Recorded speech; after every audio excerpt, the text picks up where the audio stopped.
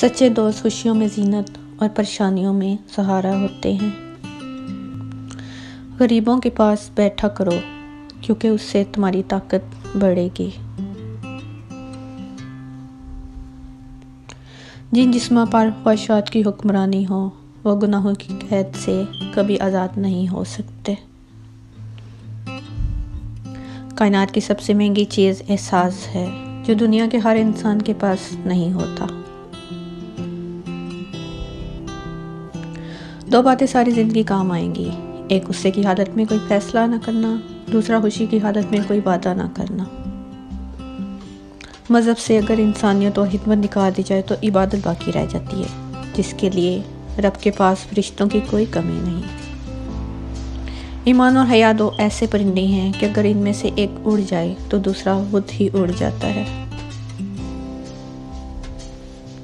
مومن کے لیے ہر وہ دن عید کا ہے جس دن وہ گناہ نہ کرے۔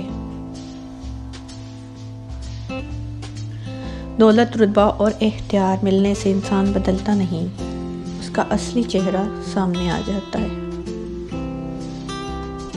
محبت سب سے کرو لیکن اس سے اور بھی زیادہ کرو جس کی دل میں تمہارے لیے تم سے بھی زیادہ محبت ہو۔ جو شخص تم پر غصہ کرے مگر پھر بھی تعلق ختم نہ کرے وہ برے وقت میں تمہارا سچا ساتھی ہے۔ لوگوں کو دعا کے لیے کہنے سے زیادہ بہتر ہے کہ ایسے عمل کرو کہ لوگوں کے دل سے آپ کے لیے دعا نکلے۔ اخلاق وہ چیز ہے جس کی قیمت کچھ نہیں دینا پڑتی مگر اس سے ہر انسان خریدا جا سکتا ہے۔ اگر کوئی آپ کی فکر کرتا ہے تو اس کی قدر کرو کیونکہ دنیا میں تماشائی زیادہ اور فکر کرنے والے بہت کم ہوتے ہیں۔ اچھے لوگوں کا تمہاری زندگی میں آنا تمہاری قسمت ہوتی ہے اور انہیں سنبھال کر رکھنا تمہارا ہنر ہے۔